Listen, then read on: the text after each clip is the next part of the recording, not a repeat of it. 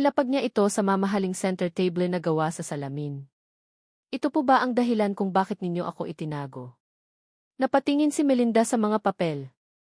Ang kalmado niyang ekspresyon ay biglang gumuho. Nanlaki ang kanyang mga mata at ang kulay sa kanyang mukha ay tila hinigop. Dahan-dahan siyang napaupo sa sofa, ang mga kamay ay nanginginig habang inaabot ang mga dokumento.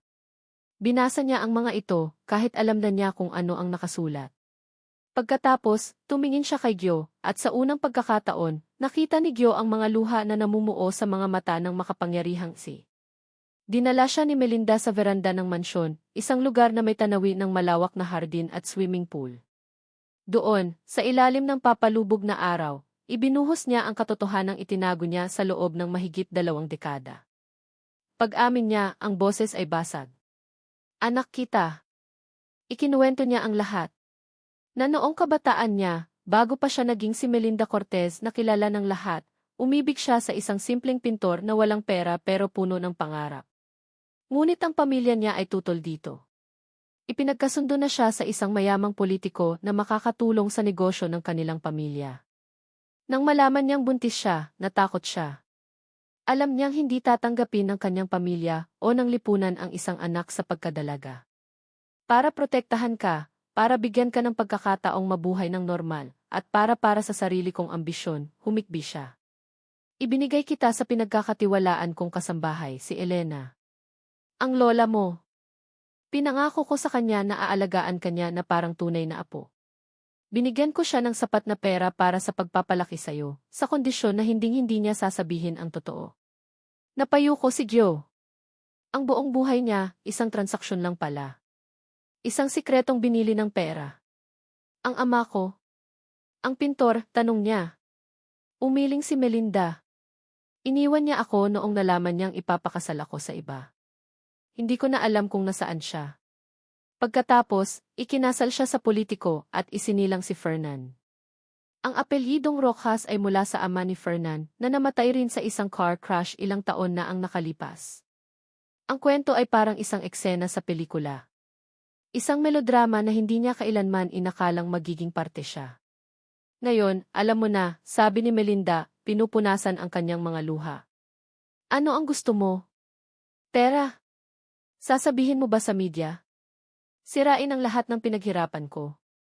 Tumingin si Gyo sa babaeng nasa harap niya. Ang kanyang ina. Isang estranghera. Ang gusto ko lang po ay katotohanan. At ngayon, alam ko na. Tatanggapin mo ba ang alok ko? Tanong ni Melinda, ang boses ay naging negosyante muli. Bibigyan kita ng sapat na yaman para mabuhay ka ng komportable, para makapagtapos ka, para hindi mo na kailangang magtrabaho sa ilalim ng anak ko. Ang kapalit manahimik ka. Manatili kang si Gyo Ramirez. Nakayukong tumango si Gyo. Hindi dahil sa pera. Kundi dahil sa pagod. Pagod na siyang lumaban. Pagod na siyang maghanap. Marahil, ito na ang katapusan. Isang malungkot pero tahimik na katapusan. Ngunit ang hindi nila alam, sa hallway malapit sa veranda, may isang taong nakarinig ng lahat. Si Fernan. Pauwi siya noon nang maabutan niya ang pag-uusap. Narinig niya ang bawat salita, bawat pag-amin, bawat hikbi. Ang basura na kinamumuhian niya ay kapatid niya pala. Isang illegitimate son. Isang banta sa kanyang posisyon, sa kanyang mana, sa lahat ng bagay na para sa kanya ay kanya lang. Ang pagkabigla ni Fernan ay mabilis na napalitan ng isang madilim at mapanirang plano. Hindi siya papayag na maging parte ng pamilya nila ang isang tulad ni Gyo. Kung gusto ng ina niya ng katahimikan, ibibigay niya. Ngunit sa paraang siya ang mananalo. Kinabukasan, habang naglalakad si Gyo pauwi mula sa eskwelahan, pagod at gulong-gulo pa rin ang isip, napansin niyang may kakaiba sa kanilang barangay. May mga tao sa labas ng kanilang mga bahay, nagbubulungan. May mga nakatutok na cellphone sa kanya. At pagliko niya sa eskinita papunta sa kanyang bahay, nakita niya kung bakit. Isang puting van na may logo ng isang malaking VE network ang nakaparada sa tapat ng bahay niya. May mga reporter na may dalang kamera at mikropono. Nagkakagulo sila. Sir! Sergio! Totoo po ba ang balita? Kayo po ba ang secret son ni Madam Melinda Cortez? Ano po ang reaksyon niyo sa post na kumakalat ngayon online? Nagulat si Gyo. Anong post? Anong balita? Isang reporter ang nagpakita sa kanya ng telepono nito. At doon, nakita niya ang isang viral post, isang article mula sa isang sikat na gossip blog na may pamagat na TV hidden is courts he revealed. An illegitimate son attempts to blackmail the Cortez matriarch. May kasama itong mga litrato niya, mga kuha mula sa malayo, mukha siyang gusgusin at desperado. May litrato pa niya noong nasa labas siya ng mansyon. Ang article ay nagsasabing isa siyang oportunista, isang social climber na gumagamit ng peking dokumento para makapangikil ng pera mula sa pamilya Cortez. Isang kwentong maingat na binalangkas para sirain siya. Nanginig ang kanyang mga kamay. Alam niya kung sino ang may gawa nito. Ang AEC team ni Fernan. Ito ang ganti nito. Hindi lang siya basta itinakwil, sinisira siya nito sa harap ng buong mundo. Sa loob ng kanyang bahay, si Kate, nakararating lang din mula sa trabaho, ay umiiyak habang binabasa ang parehong post sa kanyang telepono. Ang mga komento ay mas brutal pa. Mukha pa lang, mukhang pera na. Kawawang Melinda Cortez, ginagamit ng gold digger. Pati yung girlfriend niya, mukhang kasabwat. Ang pangalan ni Kate ay nadamay. Ang kanilang relasyon ay ginawang isang circus. Ang kanilang pribadong buhay ay isinampay para pagpiestahan ng lahat. Napatingin si Kate sa bintana at nakita niya si Gyo sa labas, pinalilibutan ng media. Ang mukha ni Gyo ay blanko, puno ng pagkabigla at sakit. Ang kanilang mga mata ay nagtagpo sa gitna ng kaguluhan. Sa isang iglap, ang sikreto ay hindi na sikreto. Ang maskara ay bumagsak na. At ang mundo ni Gyo, kasama na ang mundo ni Kate, ay nagsisimula ng gumuho. Itutuloy. Ang mga sumunod na araw ay isang malaking bangungot para kay Gyo. Ang viral post ay parang apoy na kumalat ng walang tigil. Ang kanyang mukha ay nasa bawat newsfeed, ang kanyang pangalan ay laman ng bawat usapan. Mula sa pagiging isang ordinaryong estudyante, bigla siyang naging isang kontrobersyal na personalidad, isang key social climber, isang manggagamit. Ang unang dagok ay ang sulat mula sa Liratech. Indefinite suspension. Dahil daw sa iskandalong nakakasira sa imahe ng kumpanya. Hindi na niya kailangang hulaan kung sino ang nasa likod ng desisyon. Si Fernan. Tinanggalan siya nito ng trabaho, ng pinagkukunan ng panggastos, at ng access sa mga computer na ginagamit niya para sa kanyang thesis. Ang pangalawang dagok ay mas masakit. Ang mga kapitbahay sa Barangay Dakila, ang mga taong kinalakihan niyang nakangiti at bumabati sa kanya tuwing umaga, ay bigla na lang siyang iniiwasan. Ang mga dating palakaibigang tingin ay napalitan ng mga mapanuring sulyap at mahihinang bulungan kapag siya ay dumaraan. Ang sari-sari store kung saan sila madalas tumambay ni Kate ay biglang nagiging tahimik kapag siya ay dumarating. Ang simpleng mundo na kanyang ginagalawan ay biglang naging isang kulungan ng paghusga. Pakiramdam niya, kahit sa sarili niyang tahanan, isa na siyang dayuhan. Ngunit ang pinakamatinding dagok ay dumating sa anyo ng isang formal na sulat mula sa barangay. Isang patawag. Isang hearing sa barangay court. Ang nagrereklamo, si Ginoong Fernan Rojas, sa ngalan ng pamilya Cortez, para sa kasong paninirang puri at panliligalig. Ang barangay hall ay siksikan. Ang mga tsismos at tsismoso ay naroon, nag-aabang ng palabas. Pagpasok ni Gyo, kasama si Kate na hindi bumitaw sa kanyang tabi, narinig niya ang mga bulungan. Ayan na siya, yung nagpapanggap na anak ni Madam. Kawawa naman si Sir Fernan, mukhang mabait pa naman. Nakaupo si Fernan sa kabilang panig, kasama ang isang abogadong mukhang mamahalin ang suot. Si Fernan ay kalmado, ang mukha ay nagpapakita ng isang peking kababaang loob, na para bang siya ang biktima sa buong sitwasyon. Sa harap ng kapitan at ng mga lupon, nagsalita si Fernan. Ang kanyang mga salita ay puno ng hinanakit at drama. Ipininta niya si Gyo bilang isang desperadong tao na handang gawin ang lahat para sa pera. Kapitan, mga kagawad, simula ni Fernan, ang boses ay puno ng emosyon. Ang pamilya po namin ay isang pribadong pamilya. Hindi po kami sanay sa ganitong iskandalo. Itong si Ginoong Ramirez, ginamit niya ang kabaitan ng aking ina. Pumasok siya sa aming buhay, nagpakita ng mga peking dokumento, at sinubukang sirain ang aming pangalan para lang makakuha ng pera. Isa siyang social climber na walang respeto sa pinaghirapan ng iba. Bawat salita ay parang isang suntok sa sikmura ni Gyo. Gusto niyang sumigaw, sabihin kasinungalingan ang lahat, ipakita ang resulta ng test. Pero para saan pa? Sino ang maniniwala sa kanya? Ang isang basura laban sa isang makapangyarihang CEO at sa kanyang na anak. Nang tanungin siya ng kapitan kung ano ang kanyang panig, umiling lang si Gyo. Wala po akong ginagawang masama, iyon lang ang nasabi niya. Ang boses niya ay mahina at pagod. Wala ring nangyari sa hearing. Pinagsabihan lang sila na ayusin ang kanilang gusot ng pribado. Pero ang layunin ni Fernan ay natupad na. Ang publikong kahihiyan. Sa paglabas nila ng barangay hall, nakita ni Gyo ang ngiti ng tagumpay sa mga labi ni Fernan. Gumuho ang mundo ni Gyo. Sa gabing iyon, sa loob ng kanyang maliit na bahay, umupo siya sa dilim, napapalibutan ng mga alaala ng kanyang lola. Ito na ba ang katapusan? Susuko na lang ba siya? Marahil, ito ang nararapat sa kanya. Ang manatili sa dilim, isang lihim na hindi dapat nabunyag. Pinagmasdan niya ang mga piyesa ng kanyang disease, isang low-cost water purifier na disenyo niya para sa mga komunidad na tulad ng Barangay Dakila. Ang proyektong ito ang simbolo ng lahat ng kanyang pangarap. Ngayon, mukha na lang itong isang tumpok ng walang kwentang bakal at tubo. Halos sumuko na siya. Biglang may kumatok sa pinto. Si Kate. May dala itong isang lunchbox. Binuksan ni Gyo ang pinto. Nakita niya ang pagod sa mga mata ni Kate, pero sa likod nito, may isang apoy na hindi namamatay. Hindi ka pa kumakain, sabi ni Kate, hindi isang tanong kundi isang statement. Pumasok siya sa loob, inilapag ang lunchbox sa mesa, at binuksan ito. Amoy adobo. Ang paborito ni Gyo. Wala akong gana, matamlay na sabi ni Gyo, nakaupo sa sahig. Umupo si Kate sa tapat niya, kumuha ng kanin at isang piraso ng adobo gamit ang kutsara, at itinapat ito sa bibig ni Gyo. Kumain ka, pakiusap nito, ang boses ay malumanay. Umiling si Gyo. Kate, tama na. Umalis ka na. Tingnan mo ang nangyayari sa'yo, nadadamay ka dahil sa akin. Tama sila, dapat hindi ka na lang nagsettle sa isang tulad ko. Sa unang pagkakataon mula nang magsimula ang gulo, nakita ni Gyo na tumulo ang luha mula sa mga mata ni Kate. Pero hindi ito luha ng awa, kundi luha ng frustrasyon. Gyo, makinig ka sa akin, sabi nito, ang boses ay nanginginig pero matatag.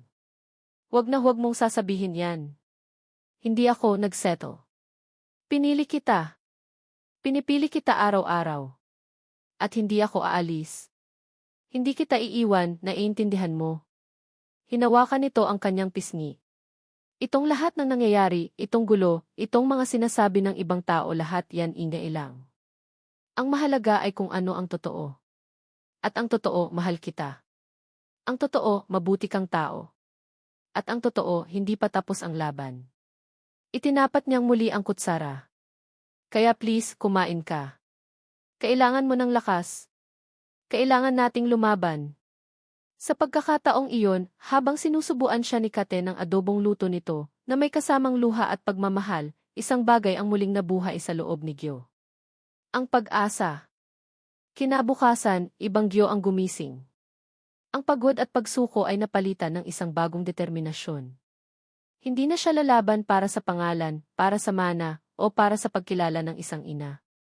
Lalaban siya para sa sarili niya. Para kay Kate. Para patunayan sa mundo at higit sa lahat, sa sarili niya, na hindi siya basura. Bumalik siya sa kanyang disease. Ang water purifier. Ito ang magiging sandata niya. Araw at gabi, nagkulong siya sa kanyang bahay. Ang mga piyesang dati tumpok lang ng bakal ay unti-unting nabuo. Ginamit niya ang natitira niyang ipon para bumili ng mga materyales. Kapag kulang, nagbebenta siya ng mga lumang gamit. Si Kate ang laging nagdadala ng pagkain at tumutulong sa mga simpleng gawain, ang kanyang presensya ay sapat na para palakasin ang loob niya. Isang araw, nabasa ni Kate sa isang poster sa universidad ang tungkol sa National Innovators Cup, isang prestihiyosong kompetisyon para sa mga batang inventor sa buong bansa.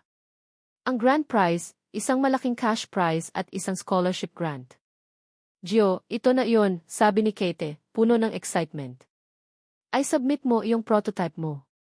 At iyon nga ang ginawa niya. Itinodo niya ang lahat ng kanyang lakas at talino para matapos ang prototype at ang research paper. Isinubmit niya ang kanyang entry sa ilalim ng pangalang Tijo Ramirez, dala ang pag-asang baka sakaling mapansin ang kanyang gawa, hindi ang kanyang pangalan. Samantala, sa isang malamig at malaking opisina sa Makati, si Melinda Cortez ay hindi mapakali. Araw-araw, binabasa niya ang mga masasakit na artikulo tungkol sa anak na itinago niya. Nakikita niya kung paano ito sinisira ng sarili niyang anak, si Fernan. Isang parte sa kanya ang nagsasabing hayaan na lang, ito ang kabayaran sa kanyang mga kasalanan. Ngunit isang parte, ang puso ng isang ina, gaano man katagal natutulog, ang nasasaktan. Isang araw, ipinatawag niya ang kanyang pinagkakatiwalaang assistant. Alamin mo ang lahat tungkol sa National Innovators Cup, utos niya. Gusto kong malaman ang lahat ng entries, lalo na ang mga nasa ilalim ng kategoryang Social Innovation. Nang makuha niya ang listahan, hinanap agad ng kanyang mga mata ang isang pangalan. Gio Ramirez. At naroon nga. Entry #147, The Agos Low-Cost Water Purification System. May isang bagay na kumurot sa puso ni Melinda. Hindi niya kayang lumabas sa publiko at aminin ang katotohanan, hindi pa ngayon. Masyadong malaki ang nakataya. Ngunit kaya niyang tumulong sa paraang hindi niya kailangang magpakilala. Kumuha siya ng isang sobre mula sa Cortez Foundation. Nag-authorize siya ng isang substantial na anonymous grant para sa National Innovators Cup na may isang kondisyon na ang grant ay gagamitin para i-develop ang mga pinaka-promising na prototype bago pa man ang final judging. Isang paraan para siguraduhin ang proyekto ni Gio ay magkakaroon ng sapat na pondo para maipakita ang tunay na potensyal nito. Makalipas ang isang linggo, nakatanggap si Gio ng isang opisyal na sulat mula sa komite ng Innovators Cup. Hindi lang siya nakapasok bilang finalist, nabigyan din siya ng isang malaking grant mula sa isang anonymous donor para i-perfect ang kanyang prototype. Hawak ni Gio ang sulat, hindi makapaniwala. Sa tabi niya, si Kate ay napatalon sa tuwa. Gio, sabi ko sa'yo eh. May naniniwala sa'yo. May nakakita sa galing mo. Hindi alam ni Gio kung sino ang anonymous donor, pero ang tulong na iyon ay parang ulan sa gitna ng tagtuyot. Ito ang hudyat. Ang hudyat na oras ng bumangon mula sa pagkakadapa. Hawak ang pondo at ang panibagong pag-asa, nagtrabaho si Gio na parang wala ng bukas. Ang dating tumpok ng bakal sa kanyang bakuran ay naging isang gumaganang makina, isang makinang may kakayahang magbigay ng malinis na tubig, at isang makinang may kakayahang linisin ang kanyang pangalan. Ang entablado ng National Innovators Cup ang naghihintay. At doon, sa harap ng lahat, ipapakita niya kung sino si Gio Ramirez. Hindi ang peking anak. Hindi ang social climber. Kundi isang inventor. Isang taong may pangarap. Itutuloy. Ang Isla de Clara Convention Hall ay isang dagat ng mga nagkikislapang ilaw, mga naglalakihang screen, at mga taong puno ng antisipasyon. Ito ang grand final ng National Innovators Cup. Ang hangin ay puno ng pinaghalong kaba, pangarap at amoy ng mamahaling pabango. Ang buong event ay naka-livestream, pinapanood ng libo-libong tao sa buong bansa, kabilang na ang mga board member ng pinakamalalaking korporasyon na naghahanap ng susunod na malaking ideya. Sa backstage, nanginginig ang mga kamay ni Gio habang inaayos niya ang kanyang polo. Ito na iyon. Ang entabladong ito ang kanyang magiging laban. Sa tabi niya, si Kate, na mahigpit ang hawak sa kanyang braso, ang kanyang nag-iisang angkla sa gitna ng naggangalit na dagat ng kaba. Kaya mo to, mahal, bulong ni Kate, ang mga mata ay nagniningning sa paghanga at pagtitiwala. Ipakita mo sa kanila. Tumango si Gio, huminga ng malalim at hinagkan si Kate sa noo. Pagkatapos, tinawag na ang kanyang pangalan. And now, for our final presenter, from the Polytechnic University of the Philippines, let's give a big round of applause for Gio Ramirez and his project, the Agos Water Purification System. Sa paghakbang ni Gio papunta sa gitna ng entablado, sumalubong sa kanya ang liwanag ng mga spotlight. Nasulyapan niya ang mga mukha sa audience. Mga hurado, mga negosyante, mga kapwa-estudyante. At sa isang sulok, sa SE section, nakita niya si Melinda Cortez, nakaupo ng tuwid, ang mukha ay hindi mabasa. Sa tabi nito, may isang bakanting upuan. Nagulat siya nang sa kabilang dulo ng hilera, nakita niya si Fernan.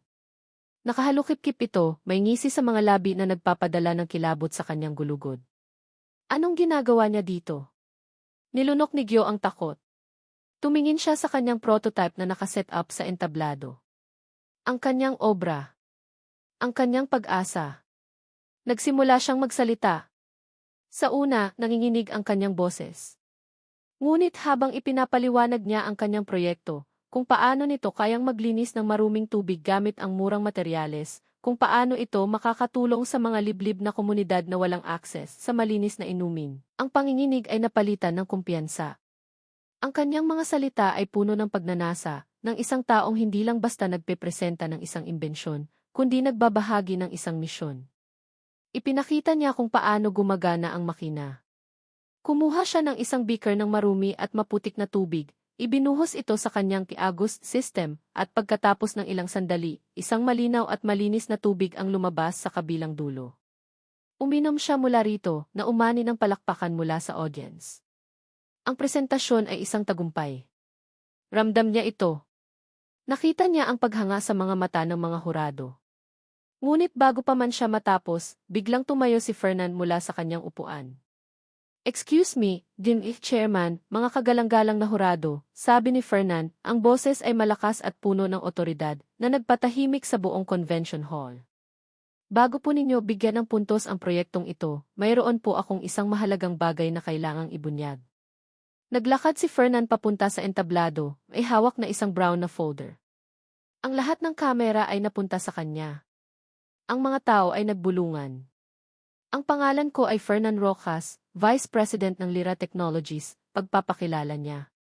At ang Lira Tech ay isa sa mga naunang tumulong sa proyektong ito. Ngunit, sa kasamaang palad, nalaman namin na ang proyektong ito ay isang malaking panloloko. Nanlamig si Gyo. Anong sinasabi niya? Binuksan ni Fernan ang folder. "Hawak ko po ang mga ebidensya. Ang confidential file na nagpapatunay na ang disenyo ng Agos system ay ninakaw. Isa itong plagiarism mula sa isang research paper na pag-aari ng isang Japanese firm. Niloko niya ang datos para palabasin na orihinal ang kanyang gawa."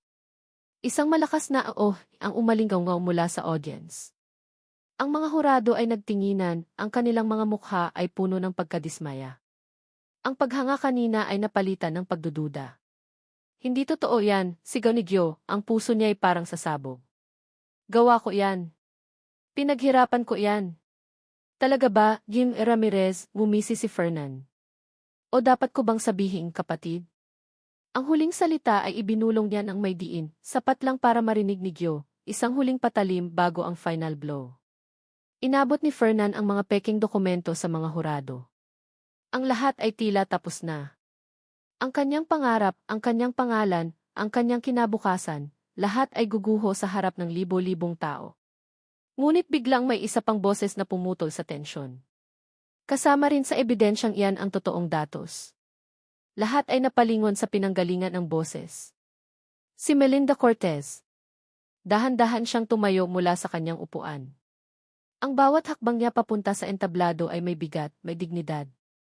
Ang kanyang presensya ay nagpatahimik sa lahat, maging kay Fernan. Kinuha niya ang mikropono. Tumingin siya sa audience, sa mga hurado, at sa mga kamerang nakabroadcast sa buong bansa. "Ako si Melinda Cortez," sabi niya, ang kanyang boses ay kalmado ngunit nanginginig sa emosyon. At totoo ang sinabi ni Fernan. Ninakaw nga ang datos ng proyektong ito. Pero hindi si Gyo Ramirez ang nagnakaw.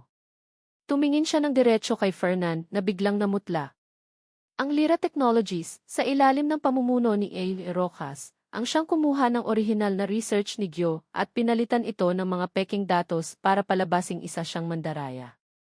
Ang folder na hawak ninyo ay naglalaman ng dalawang set ng dokumento, ang peke at ang orihinal na isinumite ni Gyo, na personal kong pinabawi mula sa server ng Lira Tech kaninang umaga.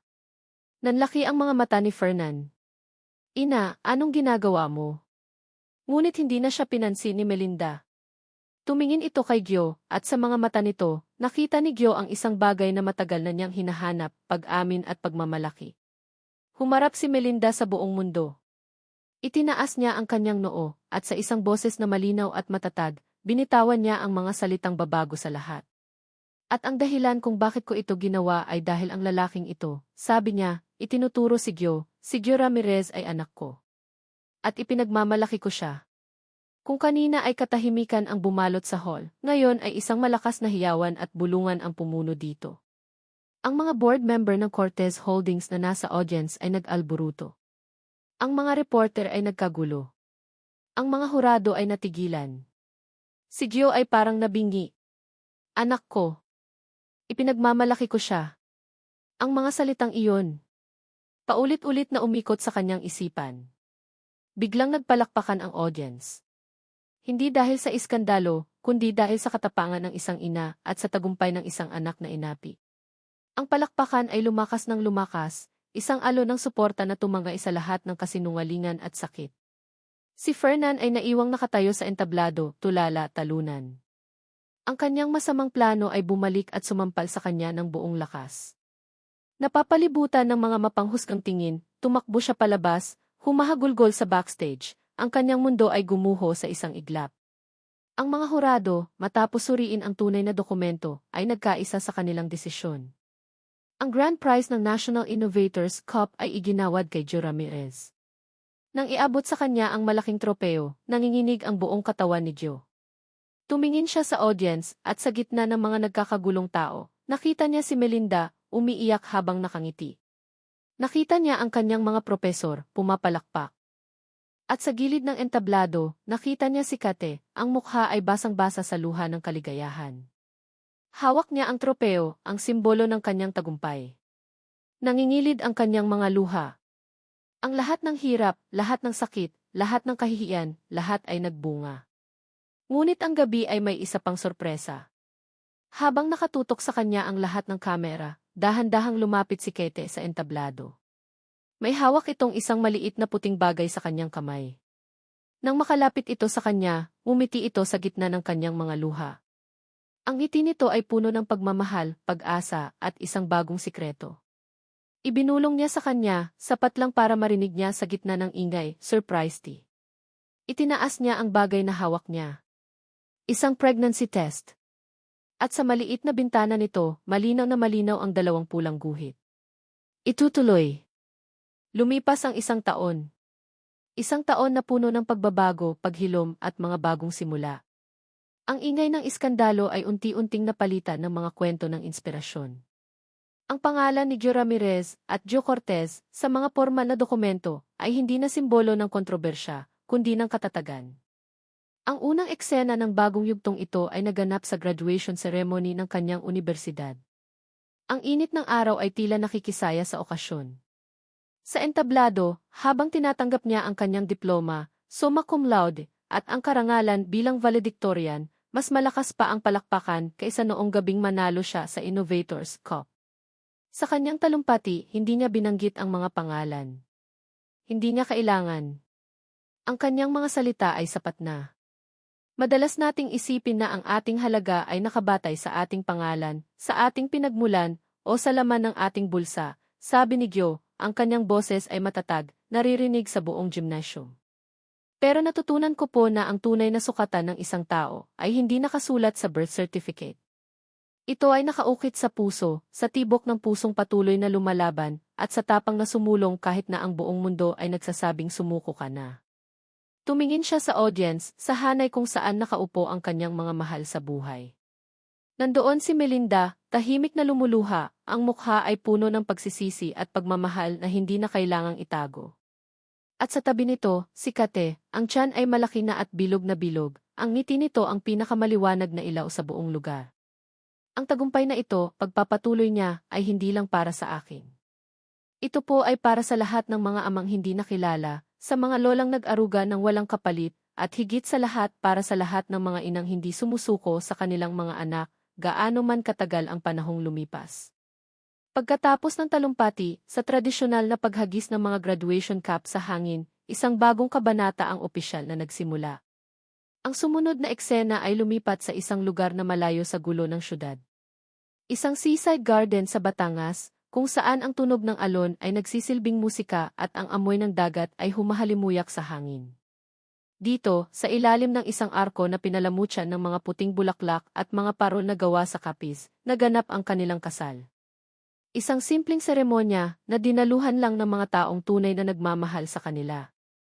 Ang mga board member ng Cortez Holdings, na dati nag-alburuto, ay naroon na rin, tanggap na si Gio bilang bagong Director for Social Innovation ng kumpanya, isang posisyong nilikha para sa kanya, na nakatuon sa pagtulong sa mga komunidad sa pamamagitan ng teknolohiya, simula sa malawakang pamamahagi ng Kiagos water purifiers.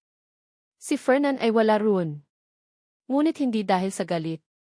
Isang linggo bago ang kasal, nagpadala ito ng isang maikling sulat kay Gio. Puno ito ng mga salitang simple pero mabigat, patawad.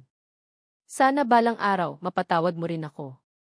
Kasama ng sulat ay isang litrato niya sa isang liblib na probinsya sa Africa, napapalibutan ng mga batang nakangiti.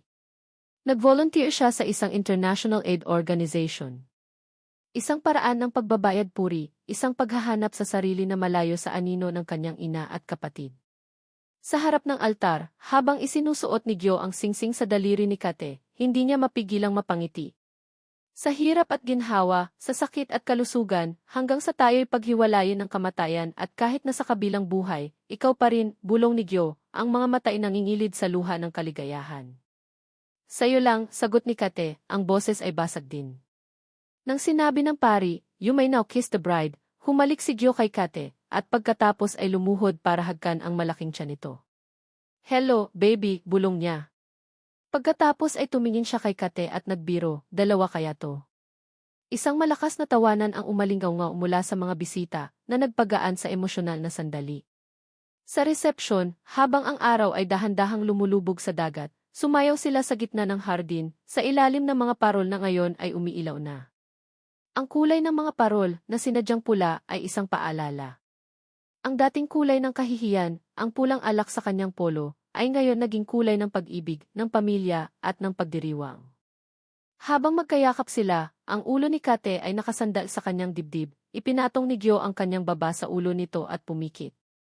Isang voice-over, ang kanyang mga saloobin, ang bumalot sa huling sandali ng kwento. Sabi nila, ang dugo ay mas malapot kaysa tubig. Sabi nila, ang pera ang nagpapaikot sa mundo. Pero sa paglalakbay na ito, natuklasan ko ang isang mas malaking katotohanan. Minulat niya ang kanyang mga mata at tiningnan ang mga taong nakapaligid sa kanila. Ang kanyang ina, na masayang nakikipag-usap sa mga bagong kaibigan mula sa Barangay Dakila. Ang mga dating kapitbahay na ngayon ay buong pagmamalaking ipinagkakalat na kabaryo nila ang sikat na inventor. Hindi pala dugo o pera ang tunay na sukatan ng isang tao. Hindi rin pangalan o posisyon. Ang tunay na sukatan ay ang mga bagay na hindi nakikita, pero nararamdaman ng buong buo. Hinigpitan niya ang yakap kay Kate, habang ang isang kamay nito ay nakahawak sa kanilang anak na hindi pa isinisilang. Ang tibok ng puso na handang magpatawad. Ang tapang na sumulong at magsimulang muli. At ang pag-ibig na nananatili sa kabila ng lahat ng unos na siyang nagiging tahanan at pangarap.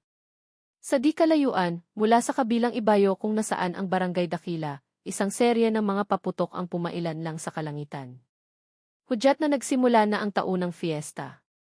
Ang mga makukulay na pagsabog sa madilim na langit ay parang mga bulaklak na namumukadkad, isang perpektong simbolo para sa bago at makulay na yugto ng kanilang buhay. Fade out. At dito nagtatapos ang kwento ni Gio at Kate. Mula sa kaibuturan ng aking puso, maraming salamat. Salamat sa pagsama ninyo sa paglalakbay na ito, mula sa mapait na reunion sa Hotel San Paloma hanggang sa matamis na kasalan sa tabi ng dagat. Habang isinusulat ko ang bawat kabanata, para ko na rin silang naging pamilya at kaibigan. Naramdaman ko ang bawat panginginig ng kanilang mga kamay, ang bawat bigat sa kanilang dibdib, at ang bawat luhang pumata dahil sa sakit at kaligayahan. Ang kwentong ito ay higit pa sa isang simpleng pag-iibigan. Ito ay isang paalala na ang ating tunay na halaga ay hindi kailanman masusukat ng ating nakaraan, ng ating apelyido, o ng tingin ng ibang tao. Ang ating pagkatao ay hinuhubog ng ating tapang na harapin ang bukas, ng ating kakayahang magpatawad, at ng pag-ibig na pinipili nating ibigay at tanggapin. Sana, sa kwento ni Gio at Kate, nakakita kayo ng isang piraso ng inyong sarili, isang patunay na sa gitna ng pinakamadilim na gabi, laging may sisikat na umaga ng pag-asa. Ngayon, ako naman ang gustong makinig. Kung may isang aral o isang eksena na tumatak sa inyong puso, sana iibahagi ninyo ito sa mga komento. Ang inyong mga saloobin ang siyang magbibigay buhay at kulay sa mga susunod pang kwentong ating pagsasaluhan. Hanggang sa muli!